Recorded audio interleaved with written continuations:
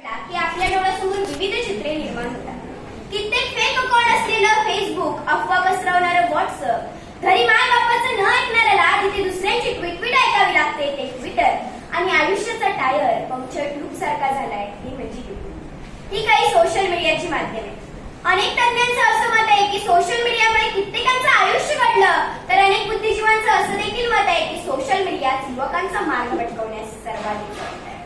मी स्पर्धा क्रमांक 26 आपल्यासमोर विषय मांडते, सोशल मीडिया आणि आजचा विद्यार्थी.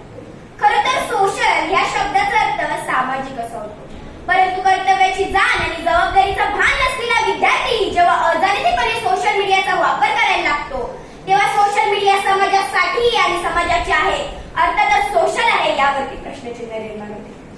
1991 साली युरोपियन युनियनने जगातील सर्वात पहिली वेबसाईट बनवली, तर 1997 साली 6 डिजिट अँड मायस्केप, तर 2004 साली फेसबुकची निर्मिती झाली आणि सोशल मीडियाच्या या क्रांतीला सुरुवात झाली.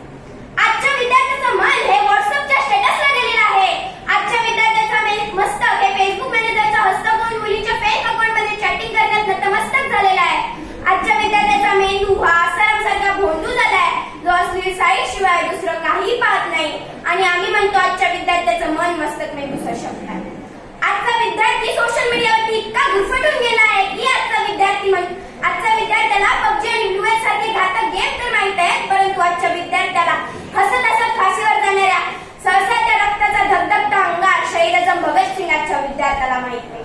आजच्या विद्यार्थ्याला सैफ अली खानच्या मुलाचं आणि ऐश्वर्या रायच्या मुलीचं नाव माहित आहे, परंतु आजच्या विद्यार्थ्याला भारताचे माजी राष्ट्रपती होऊन गेलेल्या डॉक्टर अब्दुल कलामांचं पूर्ण नाव माहित नाही.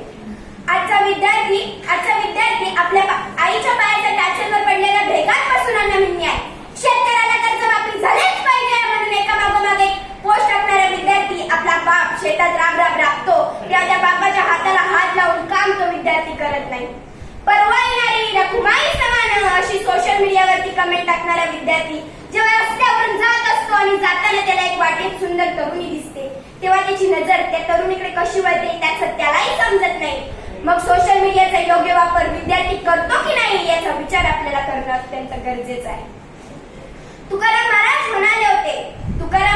म्हणाले होते, पुत्र व्हावा असा गुंडा ज्याचा तिन्ही रूपी झेंडा. परंतु आजच्या विद्यार्थ्याची अवस्था सांगायची झाली तर पुत्र झालाय असा गुंडा ज्याचा सोशल मीडियावरती झेंडा, पुत्र झालाय असा गुंडा ज्याचा सोशल मीडियावरती झेंडा. आजचा विद्यार्थी सोशल मीडियावरती इतका गुरफटून गेला आहे की आजचा विद्यार्थी म्हणतो, आहे तरुण तर घे माझा करून, जाशील मरून तर टाकतील पुरून. हे आजच्या विद्यार्थ्याचे विचार झाले. मला असं वाटतं आजच्या विचाराचे विचार असले पाहिजे, आम्ही आजच्या देशाचे तरुण समाजसेवा करू म्हणून, भ्रष्टाचारास टाकू पुरून, बेरोजगारीस टाकू मारून, गोरगरिबांना सोबत धरून, अन्यायाचा पराभव करू धरून, आणि स्वतःला तेव्हाच म्हणूया देशाचे तरुण जेव्हा भारताला महासत्ता टाकू करून, भारताला महासत्ता टाकू करून. हे आजच्या विद्यार्थ्याचे सोशल मीडिया प्रति विचार असले पाहिजे. आजच्या विद्यार्थ्याची अवस्था सांगायची झाली तर मला संत कबीरांचा अभंग आठवतो. कबीर असं म्हणतात, जो रहीम उत्तम प्रकृती का करी सकत कुसंग, चंदन विष व्यापतनी लिपटे रहे भुजंग. म्हणजे ज्याप्रमाणे एखाद्या चंदनाच्या झाडाला सापाने वेळखा घातला की त्या सापाचं विष त्या चंदनात उतरत नाही, अगदी त्याचप्रमाणे सोशल मीडियाच्या चांगल्या गोष्टी कोणत्या आणि वाईट गोष्टी कोणत्या याचा विचार जर आजच्या विद्यार्थ्याने केला तर तो खऱ्या अर्थाने सोशल मीडियाचा योग्य वापर करायला. आज आपल्या देशातला विद्यार्थी